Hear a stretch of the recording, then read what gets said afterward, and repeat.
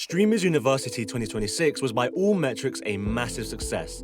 56 million hours watched, 1.45 million peak viewers, and more than 6,000 unique channels streaming the event. Large creators shattered records, but what about the smaller ones? See, Streamers University was established with a promise to not just benefit large established creators, the Kais, Jasons, Marlons, etc., but to uplift and help out smaller up-and-coming streamers. But the data suggests this may actually not be the case, because the undeniable fact is that the vast majority of small streamers did not benefit from Streamers University. Out of more than 1 million total applications, only 120 were accepted, an acceptance rate of 0.012%. For reference, Harvard's acceptance rate is 4.2%, technically meaning Streamers University was 350 times more difficult to get into than Harvard. Therefore, the vast majority of creators could not take part in the event. Now, to be fair, a significant proportion of applications were either joke submissions, low-effort creators who would never make it, or even complete beginners.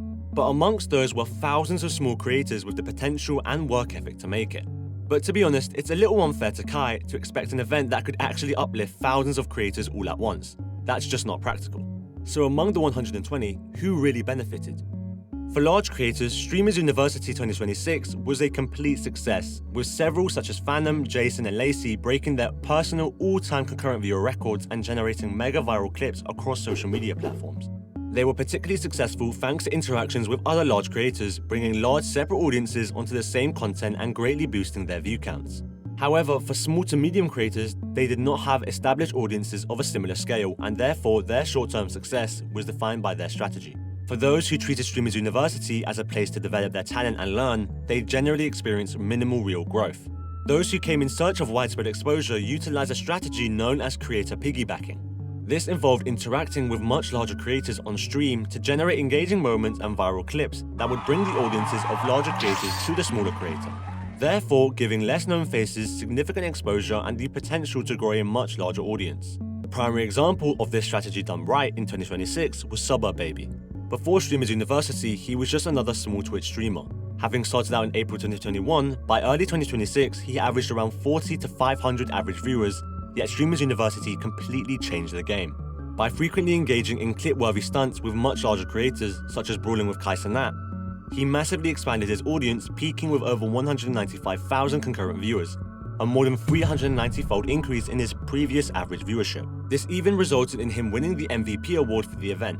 However, there is a strong argument that creator piggybacking is a fundamentally flawed strategy for small creators, as although it gets your channel significant exposure, it does not guarantee that those viewers will stay and become fans in the long term. Despite lack of access to such data for 2026, we can look back at Streamers University 2025 as an accurate benchmark and predictor. Over half of all participating students lost views or only gained single-digit viewership. The average streamer lost 40% of their concurrent audience within the first week of returning home, and a remarkable 87% never matched or exceeded their peak concurrent viewership again. Just because you amass significant exposure from the event doesn't mean you get a guaranteed long-term career out of it. But even amongst the many who failed, the story of Yona J shows that Streamers University can be a platform for long-term success. Before Streamers University 2025, she was small and unknown, with under 8,000 total followers and averaging fewer than 100 concurrent viewers. But not only did she utilize Streamers University to gain widespread exposure, she managed to hold onto a newly found audience and grow it to the point she had become a household name by the time of Streamers University 2026. What Yona did differently from the rest and set her apart was her heavy focus on consistent and structured live streaming and interactive entertainment that was both based around her own personality and strongly linked to her time at Streamers University 2025. Basically, she treated the exposure and popularity gained from the event as only the first part of the real challenge and recognized that holding attention was much more difficult than getting it. Therefore, going back to looking at Streamers University 2026 reveals an obvious truth that many of the smaller creators who did gain huge exposure from the event will see huge fall in viewership as new audiences leave, either because they aren't consistent enough or simply don't have the personality and ideas to keep viewers engaged on live streams for long multi-hour stretches. But this raises a crucial point. If the majority of small creators will not see significant post-Streamers University growth because they aren't consistent or engaging enough, surely that means they were never truly ready to make it in the first place.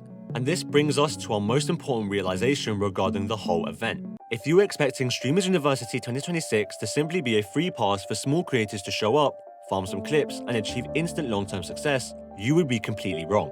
However, for the select few who have the skills and work ethic to seize the moment and hold their engagement, Streamers University 2026 has likely been the major catalyst in their future lucrative success.